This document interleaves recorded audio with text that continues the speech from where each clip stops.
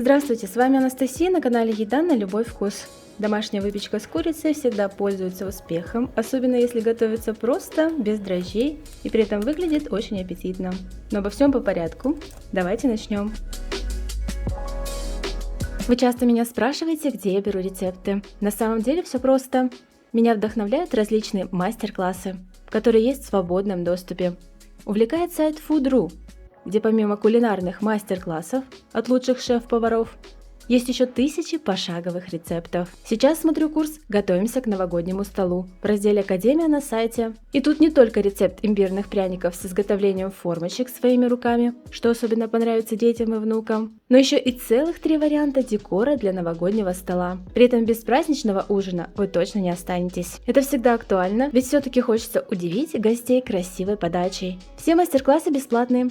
Для просмотра просто необходимо авторизоваться на Food.ru. Процесс минутный, разберется даже новичок. А смотреть мастер-классы можно как в приложении, так и на сайте, бесплатно. Ссылку оставляю внизу под видео, переходите и посмотрите, как там все просто и понятно. Давайте вместе готовить много вкусных и интересных блюд.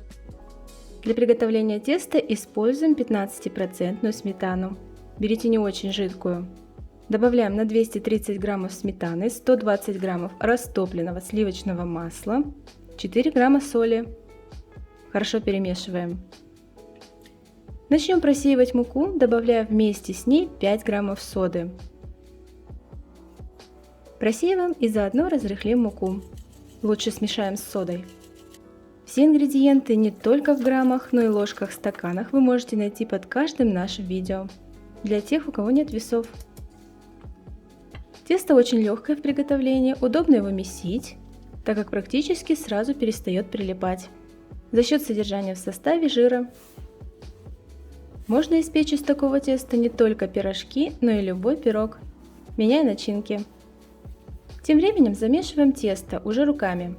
Нужно добавить столько муки, чтобы тесто осталось мягким, но при этом не распадалось, стало приятным, собиралось в ком и держало форму. Даем ему постоять на столе минут 20-30, пока сделаем начинку. Сырой картофель нужно нарезать мелкими кубиками. Чем они будут меньше, тем быстрее, конечно, приготовятся. Для всего теста хватит 300 граммов. Это 1 крупная или 2 средние картошки. Небольшую луковицу также мелко нарезаем следом. Лук придает начинке сочность, не забывайте. 1 куриная грудка, филе, без кожи и без кости. Весит примерно 500 граммов. То, что нам как раз нужно. Срезаем лишнее. Далее измельчаем также кубиками, не очень крупными. Картошка, курица, лук, все это уже в одной миске. Вливаем 2 столовые ложки растительного масла без запаха. Солим и перчим по вкусу. Тщательно смешиваем. Конечно же, это лучше всего делать руками. Начинка у нас готова. Спустя 20-30 минут тесто станет более приятным и мягким. Это заметно на ощупь. Начнем его делить на кусочки. Это будут заготовки для пирожков. 65 граммов весит один. Всего выйдет 12 штук.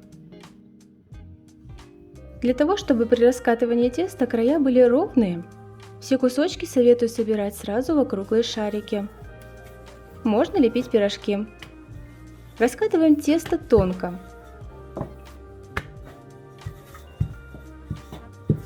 Но размер примерно с кисть руки.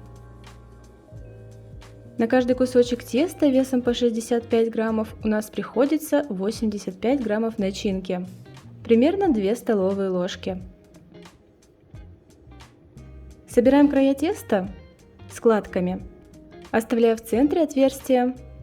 Так обычно делают в акбалиш, элеш или перемяче.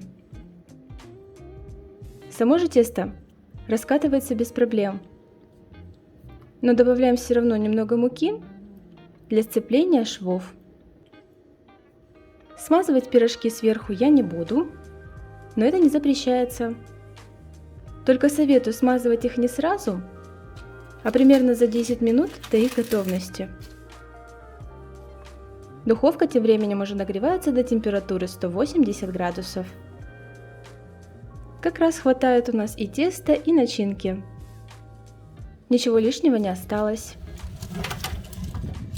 И взгляните, начинка получилась сочная, хоть и использована куриная грудка.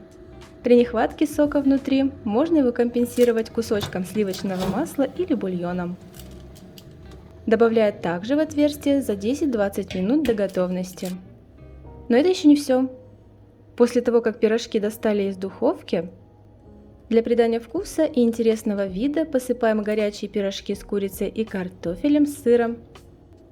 Снова отправим в духовку еще буквально на пару-тройку минут, чтобы расплавился сыр. Сыр белый – это сулугуни. Можно использовать любой, но тот, который, конечно, лучше плавится. В общей сложности выпекались наши пирожки 40 минут. Получилось то, что и задумали. Выглядят пирожки аппетитно. Можно их сразу подавать. Но тесто тонкое, нежное, мягкое, нежирное на ощупь и на вкус. Внутри сочная курочка с картофелем и луком. Но сыр придает некую изюминку. Готовьте с удовольствием, буду только рада. Пока!